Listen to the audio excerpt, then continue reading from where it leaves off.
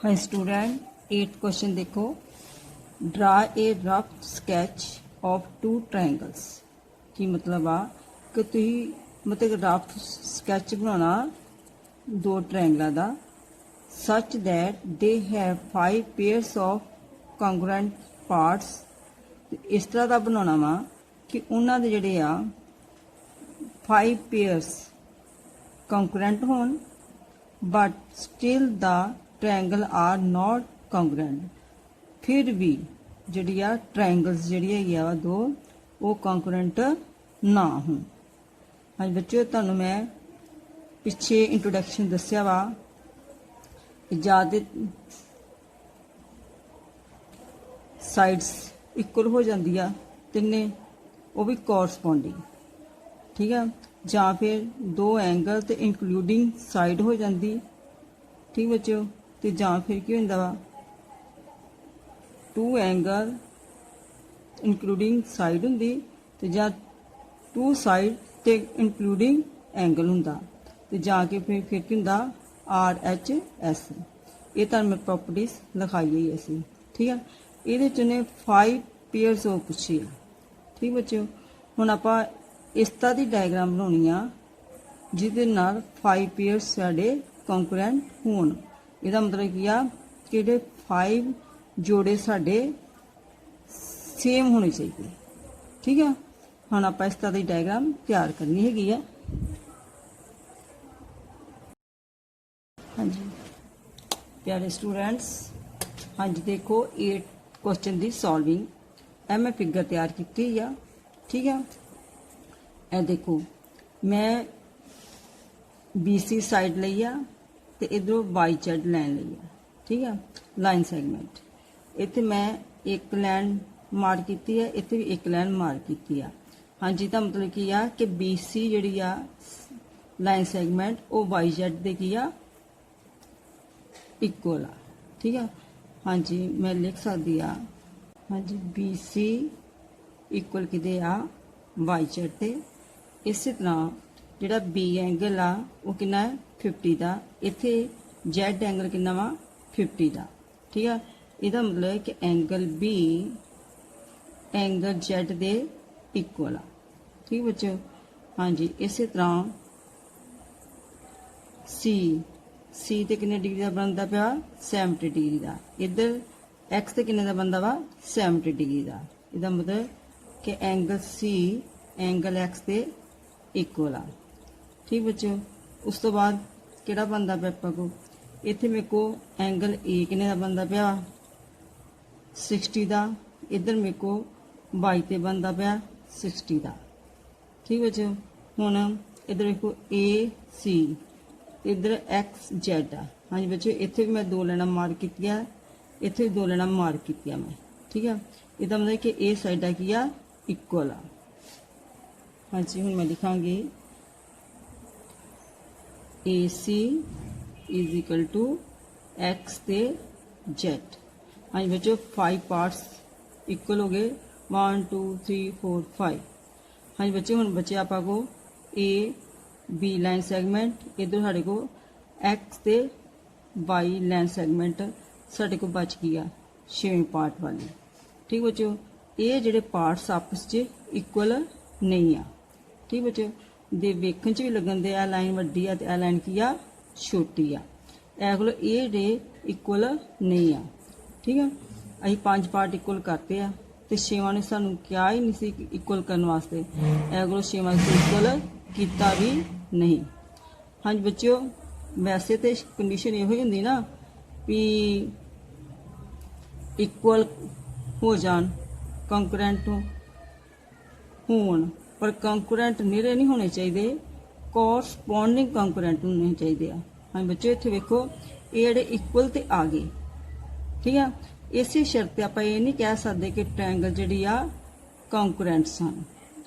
ये शर्त ये होनी चाहिए ही कि कोरसपोंडिंग कॉन्ग्रुएंट हुंदी आ। कोरसपोंडिंग कॉन्ग्रुएंट मतलब कि जिसदा A जिहड़ा वा वो X ते इक्वल एंगल हुंदा, B जिहड़ा Y दे इक्वल एंगल हुंदा, C जिहड़ा Z दे इक्वल एंगल हुंदा। इनू बोलते हैं कोरसपोंडिंग एंगल।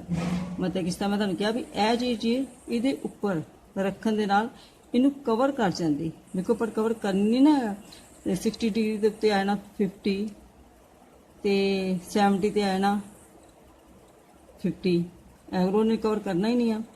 ਐਗਲੋ ਟ੍ਰਾਇੰਗਲ ਜਿਹੜੀ ਆ ਕੰਕਰੈਂਟ ਨਹੀਂ ਆ। ਠੀਕ ਆ, ਹੁਣ ਆਪਾਂ ਇਹਦਾ ਆਂਸਰ ਲਿਖਾਂਗੇ। ਹਾਂਜੀ ਬੱਚੇ, ਕਿਸ ਤਰ੍ਹਾਂ ਲਿਖਣਾ ਆਪਾਂ answer?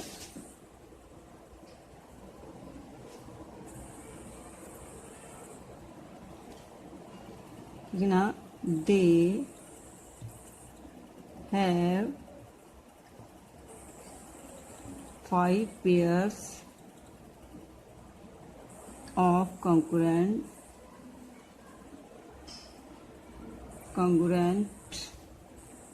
parts but not congruent। 5 part ਜਿਹੜੇ ਆ ਉਹ congruent पार्ट्स ਹੈਗੇ आ, पर फिर भी not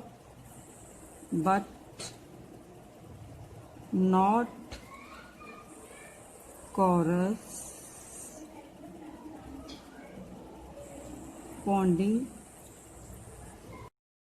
जो ये लिखना है corresponding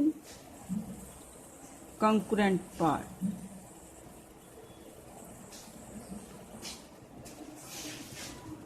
congruent parts, ठीक है। सो जी triangle ABC and triangle XYZ are not congruent। ठीक बच्चों, ਇਹਦੇ ਨਾਲ ਸਾਡਾ ਕੀ ਸਵਾਲ ਕੰਪਲੀਟ ਹੋ ਜਾਂਦਾ।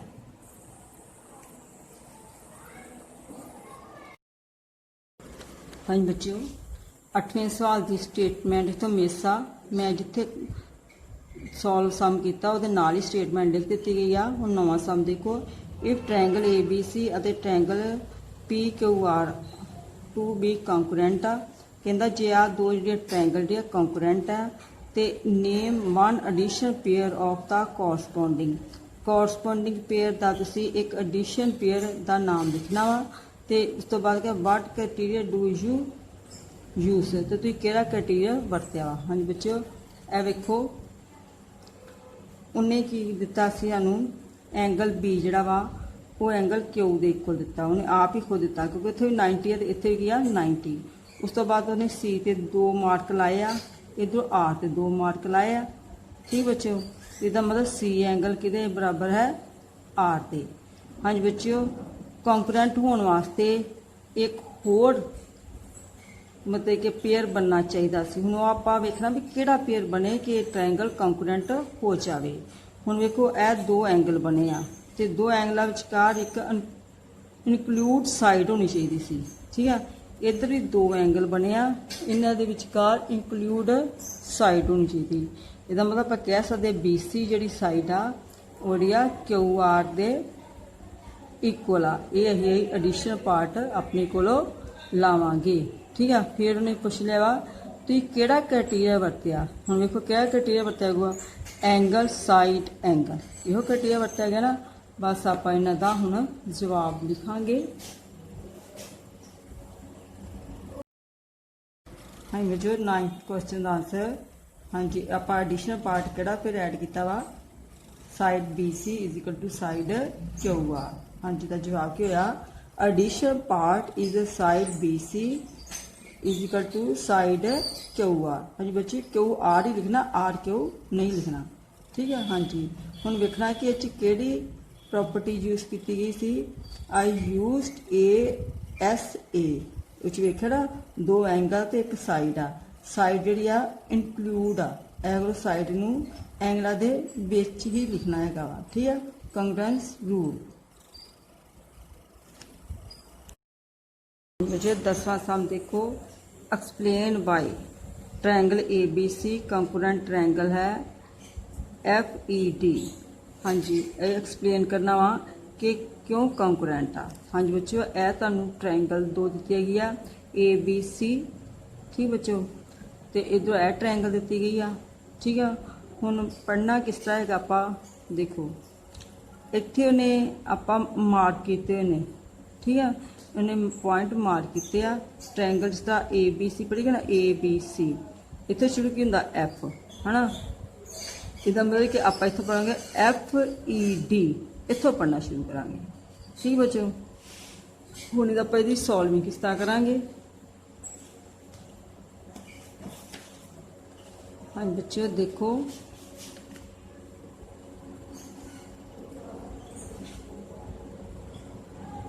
ਹਾਂਜੀ ਇਹਦੇ ਵਿੱਚ ਆਪਾਂ ਕੀ ਦੇਖਿਆ ਵਾ, ਟ੍ਰਾਇੰਗਲ ਨੂੰ ਵੇਖਣਾ, ਠੀਕ ਆ।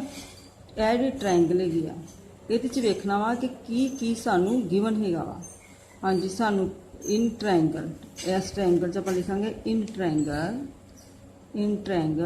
ABC ਐਂਡ ਟ੍ਰਾਇੰਗਲ FED, ਠੀਕ ਆ। ਇਹਦੇ ਵਿੱਚ ਸਾਨੂੰ ਕੀ ਇਕੁਅਲ ਹੈਗਾ ਵਾ। ਸਭ ਤੋਂ ਪਹਿਲਾਂ ਤੇ ਉਹਨੇ ਕਿਹਾ ਵਾ ਕਿ BC ਸਾਈਡ ਜਿਹੜੀ ਆ ਉਹ BC ਸਾਈਡ ਦੇ ਇਕੁਅਲ ਆ, ਠੀਕ ਹੈ। ਪਰ ਇਹਨੂੰ ਹਾਲੇ ਆਪਾਂ ਸ਼ੋ ਨਹੀਂ ਕਰਨਾ, ਕਿਉਂਕਿ ਪਹਿਲਾਂ ਆਪਾਂ ਐਂਗਲ ਵੇਖ ਲਈਏ, 90 ਐਂਗਲ ਤੇ 90 ਐਂਗਲ। ਹਾਂਜੀ ਕਿੰਨਾ ਆ ਗਿਆ, 90 ਐਂਗਲ ਕਿਤੇ ਬਣਦਾ ਬੱਚੋ, B ਤੇ ਬਣਦਾ।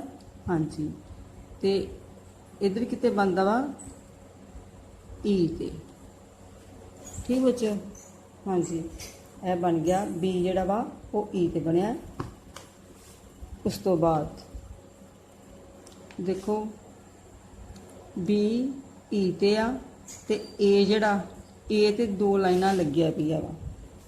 हाँ जी बच्चों देखो A ते इत्थे 2 लाइना लगी ना, 2 मार्क, ठीक है। ਇਹਦਾ ਮਤਲਬ ਕਿ A ਜਿਹੜਾ ਉਹ F ਦੇ ਕੀ ਆ, ਇਕੁਅਲ ਆ, ਠੀਕ ਹੈ। ਹੁਣ A ਜਿਹੜਾ ਵਾ ਉਹ ਕਿਹਦੇ ਇਕੁਅਲ ਆ, A ਜਿਹੜਾ ਵਾ ਉਹ F ਦੇ ਇਕੁਅਲ ਆ। ਹਾਂਜੀ ਬੱਚਿਓ ਇਹ ਦੋਨੇ ਚੀਜ਼ਾਂ ਸਾਨੂੰ ਕੀ ਆ, ਗਿਵਨ ਆ। ਹਾਂਜੀ ਫਿਰ ਆਪਾਂ ਲਿਖਾਂਗੇ ਗਿਵਨ, ਠੀਕ ਬੱਚਿਓ। हाँ जी फिर एक बारी देख लो, एड़ा B एंगल आ 90 का, तो इत्थे E ते बनया 90, इहदा B एंगल E दे इक्वल आ। इत्थे 2 मार्क लगे आ, इहदा इत्थे भी 2 मार्क लगे, मतलब A एंगल F एंगल दे इक्वल आ।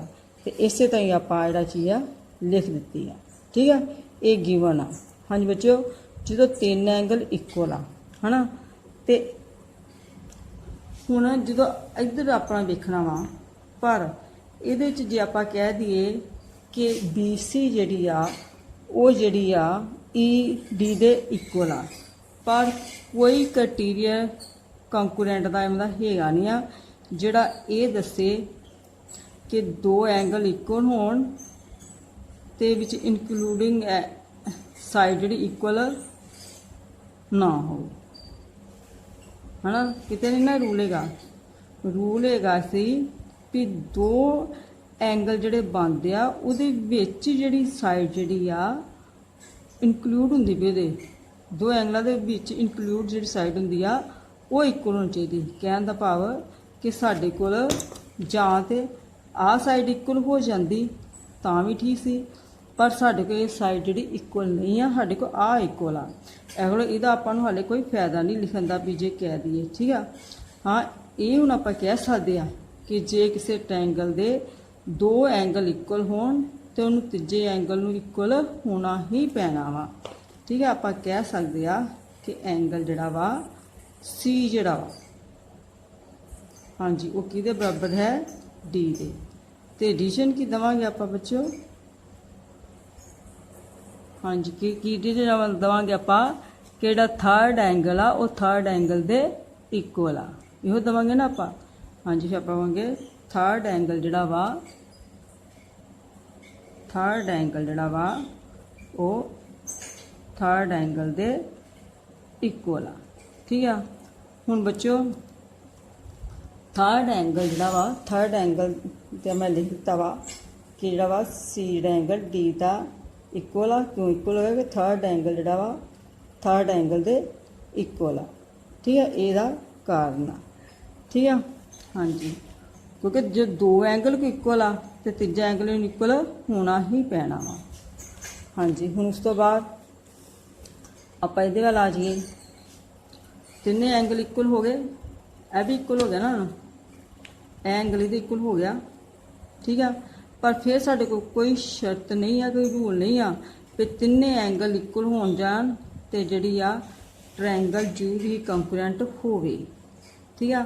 ਆਪਾਂ ਹੁਣ ਕਿਸੇ ਤਾਂ ਇੱਥੇ ਪਹੁੰਚਣਾ ਹੈਗਾ ਵਾ ਕਿ ਜਿਹੜੀ BC ਸਾਈਡ, ਜਿਹੜੀ B ਸਾਈਡ ਮਤਲਬ ਕਿ ED ਦੇ ਇਕੁਅਲ ਜਿਹੜੀ ਬਣੀ ਆ, ਉਹਨਾਂ ਉਹ ਜਿਹੜੀ ਸਾਈਡ ਆ ਉਹ ਦੋ ਐਂਗਲਾਂ ਦੇ ਵਿੱਚ ਹੋਵੇ। ਹੁਣ ਬੱਚੋ ਵੇਖੋ, ਹੁਣ ਕੰਡੀਸ਼ਨ ਬਣ ਗਈ ਨਾ, ਐਂਗਲ ਸਾਈਡ ਐਂਗਲ, ਕਿਉਂਕਿ ਹੁਣ ਐਂਗਲ C ਵੀ ਇਕੁਅਲ ਹੋ ਗਿਆ, ਐਂਗਲ ਸਾਈਡ ਐਂਗਲ।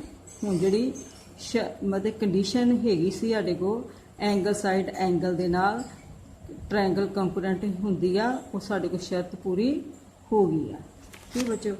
ਹਾਂਜੀ, ਹੁਣ ਆਪਾਂ ਲਿਖ ਸਕਦੇ ਆ ਕਿ ਜਿਹੜੀ ਸਾਈਡ ਜਿਹੜੀ ਆ, ਹੁਣ ਆਪਾਂ ਲਿਖ ਸਕਦੇ ਆ ਸਾਈਡ ਜਿਹੜੀ ਆ BC, ਹਾਂਜੀ, ਕਿਹਦੇ ਇਕੁਅਲ ਹੈਗੀ ਆ, ਸਾਈਡ ED, E ਤੇ D, ਠੀਕ ਆ ਬੱਚੋ। E ਪਹਿਲਾਂ ਲਿਖਣਾ ਵਾ ਤੇ D ਜਿਹੜਾ ਵਾ ਬਾਅਦ ਵਿੱਚ ਲਿਖਣਾ ਵਾ। ਹਾਂਜੀ, ਵੈਸੇ ਤੇ ਇਹ ਵੀ ਸਾਡੇ ਕੀ ਸੀ, ਗਿਵਨ ਹੀ ਸੀ ਨਾ। ਹਾਂਜੀ, ਆਪਾਂ ਇਹਨੂੰ ਲਿਖ ਸਕਦੇ ਆ ਗਿਵਨ। ਹਾਂਜੀ ਬੱਚੋ, ਇਹ ਜਿਹੜਾ ਗਿਵਨ ਹੀ ਆ ਤੇ ਇਹਨੂੰ ਤੁਸੀਂ 90, ਇਹ ਗਿਵਨ ਵੀ ਆ ਤੇ ਇਹਨੂੰ ਤੁਸੀਂ 90 ਵੀ ਲਿਖ ਸਕਦੇ ਜੋ, ਠੀਕ ਹੈ। 90 ਦੇ ਇਕੁਅਲ ਵੀ ਨੂੰ ਲਿਖ ਸਕਦੇ ਹੋ, ਕਿਉਂਕਿ 90 ਦਾ ਐਂਗਲ ਬਣਿਆ ਆ, ਠੀਕ ਹੈ ਜੀ। ਹਾਂਜੀ, ਹੁਣ ਸਾਡੇ ਕੋਲ ਸ਼ਰਤ ਪੂਰੀ ਹੋ ਗਈ ਹੈਗੀ ਆ। ਹੁਣ ਆਪਾਂ ਦੱਸ ਸਕਦੇ ਆ ਕਿ ਟ੍ਰਾਇੰਗਲ ਕੰਕਰੈਂਟ ਹੈ। ਸੋ ਕਿਉਂਕਿ ਕੀ ਬਣ ਗਿਆ, ਐਂਗਲ ਸਾਈਡ ਐਂਗਲ, ਇੱਕ ਐਂਗਲ ਬਣ ਗਿਆ, ਇੱਕ ਐਂਗਲ ਬਣ ਗਿਆ ਤੇ ਇੱਕ ਸਾਈਡ ਬਣ ਗਈ, ਠੀਕ ਹੈ। ABC ਕੰਕਰੈਂਟ ਟ੍ਰਾਇੰਗਲ FED, ਠੀਕ ਆ। ਹਾਂਜੀ, ਇਹ ਲਿਖਤਾ ਨਾ ਆਪਾਂ। ਹੁਣ ਇਹਦਾ ਕੀ ਰੀਜਨ ਆ, ਬਾਏ ਕਿਹੜਾ ਮੈਥਡ ਹੈਗਾ ਵਾ, ਹਾਂਜੀ, ਐਂਗਲ ਸਾਈਡ ਐਂਗਲ, ਠੀਕ ਆ। ਇਹ ਰੂਲ ਆ, ਇਹਦੇ ਨਾਲ ਹੀ ਸਾਡਾ ਸਮ ਕੰਪਲੀਟ ਹੁੰਦਾ ਹੈ। ਹਾਂਜੀ ਪਿਆਰੇ ਬੱਚਿਓ, ਹੁਣ ਆਪਣੀ 7.2 ਐਕਸਰਸਾਈਜ਼ ਸਾਰੀ ਕੰਪਲੀਟ ਹੋ ਚੁੱਕੀ ਆ। ਹਾਂਜੀ ਪਿਆਰੇ ਬੱਚਿਓ, ਤੁਸੀਂ ਹੁਣ ਇਹਨੂੰ ਚੰਗੀ ਤਰ੍ਹਾਂ ਸਮਝਣਾ ਹੈ, ਕਾਪੀਆਂ 'ਤੇ ਵੀ ਕਰਨਾ ਹੈਗਾ ਵਾ, ਠੀਕ ਆ। ਔਰ ਬੜੇ ਵਧੀਆ ਢੰਗ ਨਾਲ ਤਿਆਰੀ ਕਰਨੀ ਆ, ਕਿਉਂਕਿ ਇਹ ਬਹੁਤ ਬੇਸ ਆ ਤੁਹਾਡਾ, ਇਹ ਅਗਲੀ ਕਲਾਸ 'ਚ ਕੰਮ ਆਉਣਾ ਹੈ। ਹਾਂਜੀ ਪਿਆਰੇ ਬੱਚਿਓ, ਤੁਸੀਂ ਮੇਰੇ ਚੈਨਲ ਨੂੰ ਹੁਣ ਸ਼ੇਅਰ, ਸਬਸਕ੍ਰਾਈਬ ਐਂਡ ਲਾਈਕ ਜ਼ਰੂਰ ਕਰੋ, ਕਿਉਂਕਿ ਹੁਣ ਚੈਪਟਰ ਖਤਮ ਹੋ ਚੁੱਕਾ, ਹੁਣ ਇਹ ਤੁਸੀਂ ਭੁੱਲਣਾ ਨਹੀਂ ਆ, ਠੀਕ ਬੱਚਿਓ। ਹਾਂਜੀ, ਥੈਂਕ ਯੂ।